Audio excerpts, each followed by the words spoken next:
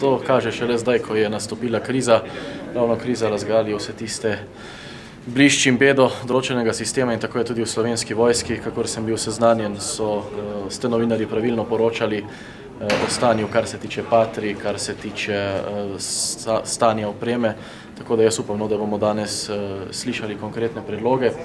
Bo pa odbor predlagal, da se o tej temi opravi tudi razprava na seji Državnega zbora.